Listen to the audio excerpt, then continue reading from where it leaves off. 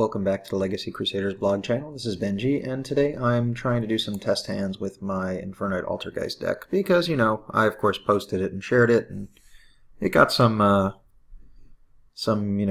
people saying, why would you play this weird wacky deck? You could probably do better with pure Altergeist or pure Infernoid, and they could be right. So I built a pure Altergeist and Infernoid deck as well. Try to make them as, normal as possible, and gonna give this a run, running like, I don't know, let's say 10 test hands, going first and second with all three decks, so about 30 hands. So hand number 1 for Infernoid Altergeist, gonna give it a shuffle. So going first, this deck has the combo to Faker. Well, going first I can go into Meliseek to get into Linkaribo to search Faker, and then I can activate the Protocol or the Impermanence to trigger the Faker and bounce a card. So I have a monster negate with the Protocol, a monster negate with the Impermanence, and a monster bounce with the Silcoitus. So that's a good going first hand.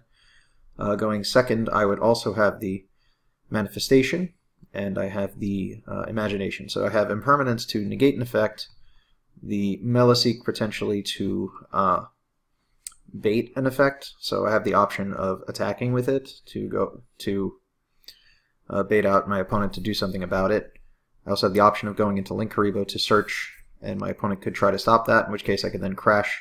So if they ash that, I can then crash the Linkaribo and then activate the Void Imagination to go off with my turn 2 play. At the very least, I could also just try and Imagination my opponent to go off right away, then normal summon Meliseek, or normal Meliseek, then try to go off with Imagination. Allow me to link away and potentially OTK, so this hand is actually quite good going first and or second. Shuffle it up again, so this is going to be hand number 2. Alright, so going first, this hand is not the best because I drew double Decatron, meaning I can't resolve Feast for 2 Decatrons because one's already out, although I don't necessarily need to. The first Decatron is going to get normal summoned as Deviati to negate Ash Blossom. Then the Vanishment is going to search the Feast, and then I'll start the game with Feast and Impermanence, giving me at least one monster negate I'll have as the Decatron if it doesn't have to stop an Ash, a second monster negate for the Impermanence, and a Spell or Trap negate for the other Decatron, along with the Sajet and Graveyard. And then a Decatron in hand for the following turn. So, pretty good going... It's quite good going first, but it's not the best going first hand. Going second, though, I have the Hermetic. So I do have a couple of benefits in this hand. I can activate Impermanence to negate a monster effect or bait something out of my opponent. Decatron can also be used as bait, and then I have Vanishment, which I could use to search Imagination and blow out my opponent, assuming they went into the extra deck, of course. The alternative is this also, because I have 2 of them, I could potentially bait them with 1. Because if someone might Twin Twister this early, which I mean would be a bad play, they should really wait for me to trigger it or do that, but I'll have a second one. So that's just a possibility. So this hand was okay as well. I'm going to do hand number 3. This hand is absolutely terrible going first, but going second it has a Twin Twister and double Imagination, which should win pretty much any game as long as my opponent went into the extra deck. That's hand 4. That was hand 3, going into hand 4.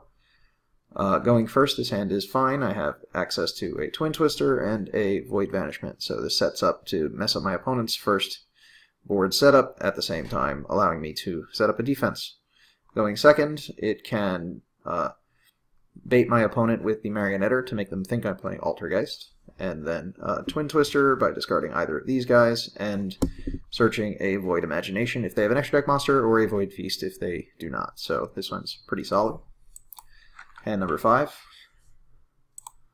I'm looking for hands that really have total brick cards, and this is like the first one I've seen that came up as a total brick. So going first, it has a perfectly playable hand. You can activate Vanishment discarding the Atondel to search a Feast. Also, the Decatron comes down as protection for that. There is no real benefit of setting the Protocol, though. This is the dead card in hand. It could also be the discard for the Vanishment, although it probably wouldn't be. Atondel seems to be a better discard in this case. Going second, this can break the board. potentially winning the game. So this card always has potential to win the game. So if you open this card going second, odds of winning the game are pretty good. You also can search a second one to really blow out your opponent. The Protocol and Sulcoitus aren't necessarily dead, because if you can get through without using the Decatron, you can hold the Decatron in hand, normal summoning the Sulcoitus and setting the Protocol for the follow-up if the Void Imagination fails or the Void Feast fails. Although you do have to normal summon the Sulcoitus before activating the effect of Banishment to search, so this hand is okay. Not bad going first or second. So far all these hands have been playable, I'd say. 6. Alright, going first. This hand has full access to both the Altergeist and the Infernoid engine, which is really cool. In case that's unclear how, the 1-for-1 discards the Sajet to go into the Meliseek, which then goes into Link Haribo, which then goes into Marionetter. Marionetter normal summons to search Protocol, and then the Marionetter puts itself in the graveyard to summon back the Meliseek in defense. And then you activate the Vanishment, discarding the Voidseer to search for Feast. So you have access to Feast, and you have a negate on board in terms of Protocol. The issue with this hand is that it conflicts minutely. Whoops, gotta get rid of that. It conflicts minutely with the Multi-Faker, so the Meliseek at this time would not have searched the Multi-Faker, but if it goes to the graveyard, you can then search it for the following turn. So one of the things that I've done with this deck occasionally is I will activate the Feast, and towards the end of my opponent's turn I will activate the Infernoid monsters to tribute the Meliseek to get into the graveyard to search the Faker on the following turn, or in this case probably another Marionetter. But this hand is fine. Going second, it opened Imagination again, so it can break a board, and it has Impermanence. And because it has a Vanishment and Impermanence, you could potentially break the board without having to use the Vanishment. So this is pretty solid. Hand 7. This hand is quite good, actually. It's got the features of using either the Multi-Faker or Feast. So going first, I can normal summon the Meliseek, go into Link Haribo, searching for... I would actually probably search for Sulcoitus, which is kind of might sound weird, but that would be the choice here. I would search for Sulcoitus. I would then activate Banishment, discarding the Sulcoitus, putting it in the graveyard to activate Manifestation to bring it back from the graveyard, giving me a bounce, in addition to having Feast, where I get 2 negates. And the bounce can stop a lot of people's turn 1 plays. Going second, Meliseek puts some pressure on your opponent. In addition to that, I have the Vanishment to search Feast to Imagination to potentially blow out my opponent. If their board's a little weaker than that, I can always get Feast instead. If I felt the need to, or I felt I can get away with it, I could also just normal the Marionetter to set a Protocol, and then activate Vanishment, discarding the Meliseek to make the Manifestation live while also getting the Imagination or the Feast. So this hand is also solid. So far, 7 of 7 hands have been playable, assuming my opponent uses the extra deck on the first turn, which is pretty likely. Hand number 8. This hand is okay. It can stop my opponent from setting up turn 1 if I'm going second, but I would be drawing into a mediocre card for my 6th card, but that could happen to any hand. But turn 1 it opened Vanishment again, so I can search Feast. At Voidseer to pay the cost, so I don't have to give up the Vanishment right away, which is kind of nice. So far I would say none of these hands have been that awful. I've had like 1 dead card at most at any time. Hand number 9. This hand is super OTK going second, because I have double Imagination, which is double dead, and 1-for-1, which is pressure, and Vanishment as a follow-up to search potentially a 3rd Imagination for a super blowout. Going first, though, this hand, all it can do is really search Feast and have a setup for Imagination. So my opponent has to break through my board, breaking through the Feast. I still have Imagination in hand, so it's solid. There's nothing wrong with this hand. It's just not the best turn 1 options, but it's not bad at all. Hand number 10. So this is the 10th hand. This hand is a total brick and no deck. could have made use of these cards whatsoever. So it took 10 hands to come up with a brick.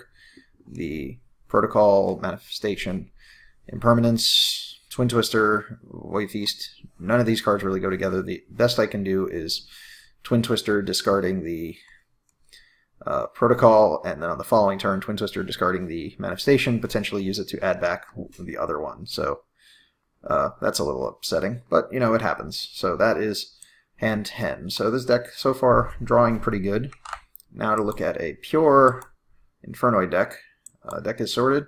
Hand number 1, I'm going to shuffle it up. Going first I have Feast, and going second I have a second Feast, which again doesn't really matter if I'm going second, but I can also search Imagination, so I have at least the standard Infernoid hand so far. Take a look at the second hand. This one has a slightly better going first hand, and it has a decent going second hand. Going second, I have an Ash, so I have a disruption from my opponent's first turn. My turn, I have a conflict between summoning Lilith, Lady of Lament, or Decatron, but it's not the biggest conflict at all. The Lilith can search a feast, and the Vanishment can also search a feast, giving me 2 ways to make sure feast goes off. So this one's pretty solid as well. Here is the third hand.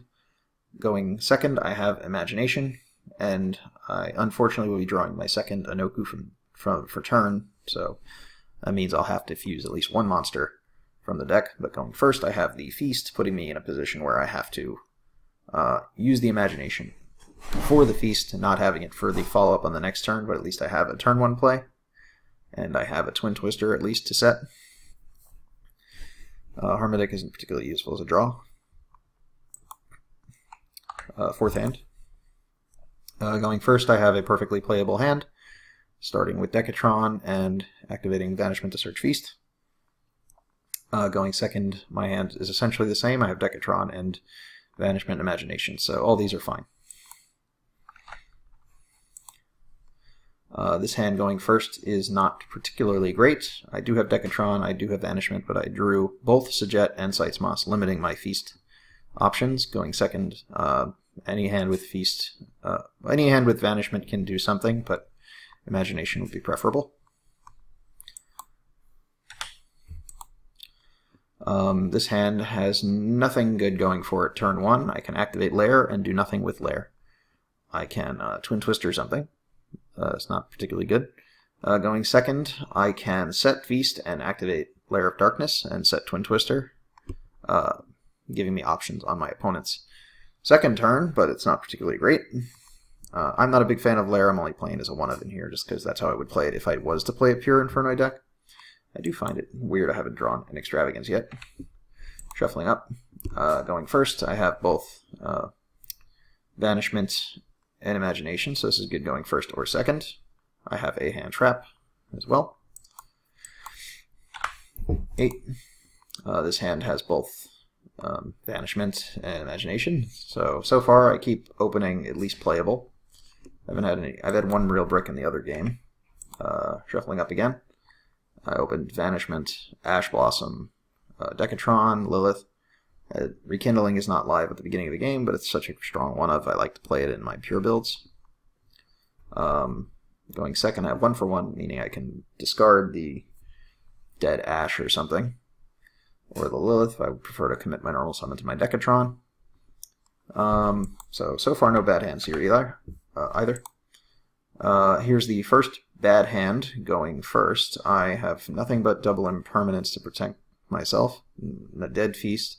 I can't summon a monster because I would just have a dead Harmadic. He's just going to get murdered.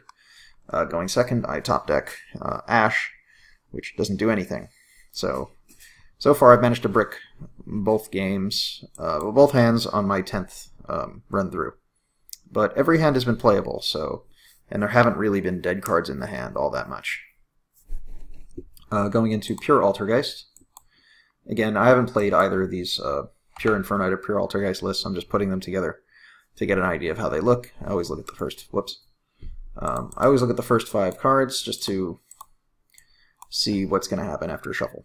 So I shuffle this hand. What do I have going first? I have Spoofing, so I can use it to get the Faker into play. The Silk is not live when you start the game, but I can use it to activate Secret Village and summon the Silcoitus, setting Impermanence and Manifestation. Going second, though, all I can really do is Impermanence my opponent, and then my next turn is just normaling this, activating Secret Village. So it's kind of a fragile going second hand. It has some decent going second cards. It can set up something for turn 3, but if my opponent's setup was too strong, this could be a slightly problematic hand. At least it does have a hand trap. I'd say this hand is okay. Hand number 2. This hand is pretty good. It is a good going second hand because it has Imperm Faker. And going first, it has Silk and Strike, so it's a pretty solid going second hands. I just wish I had a Altergeist card to activate to make the Silk live immediately. Alrighty. Third hand, I opened a playable first hand because of the spoofing, and I did not open a Strike to go with it going first, so if I get ashed, that is a problem. But if I don't get ashed, then I should be good. Going second, I cannot do anything other than set 5. Which is good and or bad depending on the scenario. Shuffling up. Going first, I drew 5 monsters. This is problematic, but at least one of them is Faker, meaning I can just normal the Marionetter as a decent turn 1 start. Anyone who says using Meliseek in this case is wrong. Going second, I still have 5 monsters, which doesn't give me that much decision-making power, and a setting of Solemn Warning, which is not much. And number 5. I had the combo for going second. I opened Impermanence and Multi-Faker. I opened some really good trap cards, although Rivalry is a questionable card in this format. I only threw 1 in here just to fill it with decent cards for an Altergeist deck. Going second, I have some sort of disruptive card to mess with my opponent, the Meliseek, in addition to potentially have summoned Faker on their first turn. Going first, I have good traps, so this hand is solid. Going first, this hand is fine. I have Marionetter and Spoofing, and Solemn Strike, so I have plenty of things I can do going first. Going second, my hand doesn't have any specific benefits of going second. So an extra Multi-Faker doesn't do anything. So far the Altergeist deck, I'd say, has had the hands that have been kind of like mediocre going second compared to the other deck. So the Infernoid deck and the Infernoid Altergeist combo have been solid both ways, whereas this has been mediocre going second, unless I had Faker Impermanence or something like that. Hand 7. Okay, so we actually get to play with an additional card in this hand. So we're actually going to go Imperm, Warning, Storm Duster, Twin Twister, Protocol. That's 5 cards, and we go +1, so an Ash Blossom. So going first, I get to set some decent traps, and I get to so I get decent traps and no monsters to summon. So I don't know. I would say that this is one of the worst hands, but not that bad, because at least the Torrential kind of prevents the boards from getting too crazy, but this hand doesn't actually do anything. So let's take a look at the 8th hand. This hand I opened Marionetter, so double Marionetter. Doubles in an Altergeist deck aren't necessarily beneficial unless they're trap cards, so this is not good. I got Warning, which is decent going first, and Heavy Storm Duster and Rivalry, so solid going first cards. Going second, I draw the Ash as my 6th card, so that's a problem. Marionetter is going to be just summoned into a bunch of nothing, setting 1 trap, and then a couple back row. Rivalry is one of the better going second traps, because depending on the deck, that will clear off a lot of the board, but it's not guaranteed to do that. So far I'd say this one's had some of the weaker hands in terms of like going second, but it's been fine going first. Or it's been questionable going first even, because some of the hands are kind of indeterminate at what's going to happen, because it's not clear how long it'll take before you actually get somewhere. Hand number 9, starting with 6 cards, because we're going to do Faker, Konkiri, Ash, Judgment, Torrential, and Ash again. So duplicate Ash doesn't do anything. I don't have a monster I can normal summon. All I can do is set 2 traps, which means I at least can do Faker, assuming it doesn't get negated. So this hand is okay again. 10. Bam. What do we got? We have Spoofing, so it means we have Faker, we have Marionetter to set an additional trap card in case this one should get ashed or something. Which, I mean, we could set Protocol to prevent us from getting ashed.